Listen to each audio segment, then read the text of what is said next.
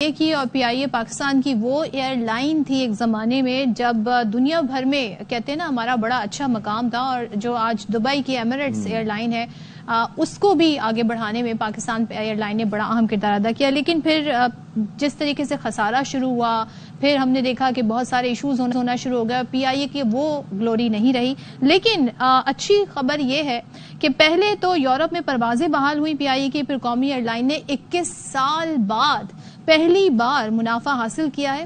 اور وزیر ہوا بازی خواجہ محمد آصف کہتے ہیں کہ پی آئی اے نے سال 2024 میں 26 ارب روپے خالص منافع اور 9 ارب روپے آپریشنل منافع حاصل کیا ہے، جبکہ آپریٹنگ مارجن 12% رہا، جو کسی بھی بہترین ایئر لائن کے ہم پلہ ہے. اب یہ کیسے ہوا، کیا اصلاحات کی گئیں؟ اور لاسٹ ایئر تک تو ہم دیکھ رہے تھے پرائیویٹائزیشن کی بات ہو رہی تھی. بڈنگ پہ جو ہم نے صورتحال دیکھی تھی بہت کم بڈ لگی تھی. اب بتایا جا رہا ہے قومی ایئر لائن نے آخری بار منافع سال 2003 میں حاصل کیا تھا. But it's good. اسی پہ بات کر لیتے ہیں. ہمارے ساتھ موجود ہیں ترجمان، ان سے اس حوالے سے جان لیتے ہیں. تو بتائیے گا، thank you very much for joining us in the programme. Abdullah Hafeez Sahib یہ بتائیے گا کہ کس طریقے سے دیکھتے ہیں اس پیش رفت کو؟ ایک بڑی اہم سنگ میل عبور کیا ہے پی آئی اے نے. جی بہت شکریہ and thank you for inviting me on the show. It is always a pleasure to be on A R Y. دیکھیں، ہمیں یہ بات سمجھنی پڑے گی کہ ایک بہت جامع اصلاحاتی منصوبہ تھا جو کہ پی آئی کے اندر گزشتہ 2 سے 3 سال کے اندر رائج تھا یا نافذ کیا گیا تھا. اس کے اندر ملٹیپل ایسپیکٹ تھے، ملٹیپل فیکٹرز تھے، جس کے اندر ورک فورس ریشنلائزیشن تھی. ہم نے کوئی 30% اپنی ورک فورس کم کی. کاسٹ ریشنلائزیشن تھی کہ جی کاسٹ کے کمپوننٹس، ایک ایک چیز جہاں پہ آپ کا خرچہ ہوتا ہے، جو آپ کے اخراجات میں آتا ہے، ان کو دیکھ کے اس کے اندر سے اس کا جو اس کو ایفیشینٹلی مینج کرنا. آن ٹاپ آف دیٹ جو روٹ آپٹیمائزیشن ہے، جس کا مطلب یہ ہے کہ پروفیٹیبل روٹس کے اوپر کیپٹلائز کرنا، اور جو لاس میکنگ روٹس ہیں یا جو روٹ اتنے زیادہ اچھا پرفارم نہیں کرتے وہاں سے اپنی کیپیسٹی وڈرا کرنا، اور اس کے علاوہ فائنینشیل ڈسپلن ڈالنا. یہ تمام بنیادی ایلیمنٹس ہیں جس کی وجہ سے یہ پرفارمنس ممکن ہوئی. اچھا، مختلف ایشوز رہے پی آئی اے کے ساتھ. کئی روٹس بھی پہلے بند تھے، پھر یورپ پہ پروازیں نہیں جاتی تھی.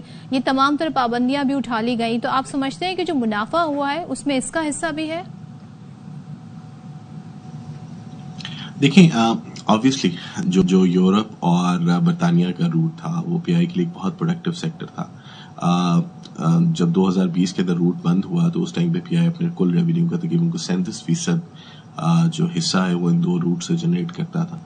تو آبویسلی اس کا بہت امپیکٹ آیا. اور اگر اس حساب سے اس ٹائم پہ یہ 40-42 ارب روپے کے روٹ تھے، تو اگر آپ آج کل کے نمبر کے حساب سے دیکھیں تو شاید وہ 70-80 ارب روپے کے روٹس بنتے. تو نیچرلی اس کا امپیکٹ آیا جو پی آئی کی پرفارمنس تھی اس کے اوپر. لیکن پی آئی نے اپنے آپ کو سنبھالا، اور وہاں پہ جو روٹ بند ہوئے اس کی وجہ سے پی آئی نے ہاتھ پہ ہاتھ نہیں دھرا، اور جو کیپیسٹی وہاں سے بچی وہ اپنے پروڈکٹیو سیکٹرز کے اوپر آپ نے ڈپلوائے کی. اچھا، کوئی شک نہیں کہ پی آئی کا خسارہ دیکھ کر پاکستانیوں کا دل بہت دکھتا تھا. یہ جو بھی آپ نے کریکشنز بتائیں، یہ اصلاحات پہلے کیوں نہیں کی جا سکیں؟ دیکھیں، اصلاحات کی جانا یا اصلاحات کا ذکر کرنا بہت آسان ہے، لیکن اصلاحات کے اندر بہت سارے ٹف ڈیسیجنز لینے پڑتے ہیں. اور آبویسلی وہ ٹف ڈیسیجنز جو ہیں وہ بہت عرصہ آپ یا جو مقتدر حلقے ہیں وہ اس کو ڈیفر کرتے رہے، یا ان کے اوپر وہ فیصلہ ٹائم سے نہیں لے سکے.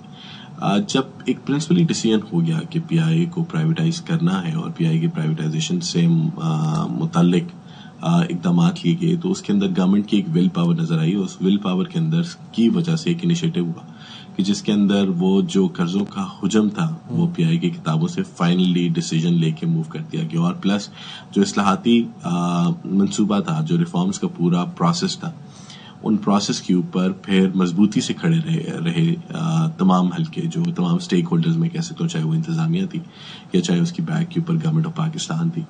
تو جب وہ ایک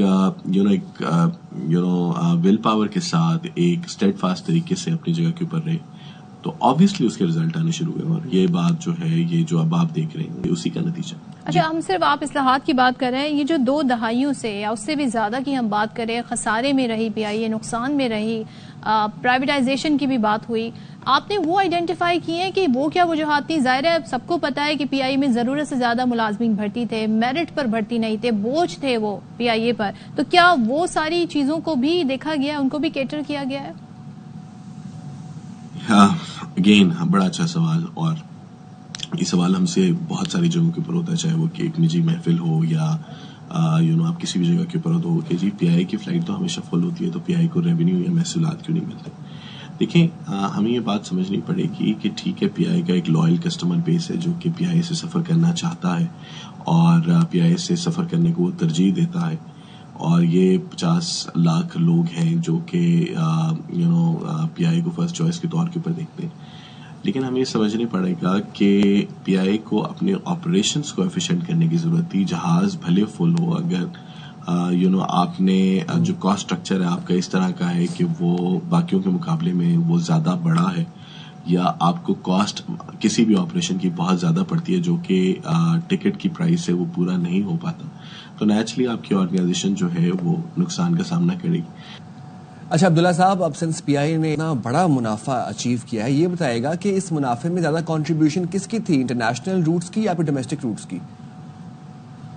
دیکھیں، پی آئی اے کا جو اوور آل اسٹرکچر ہے اس کے اندر ڈومیسٹک کا میرے خیال 20 سے 22% کا حصہ ہے۔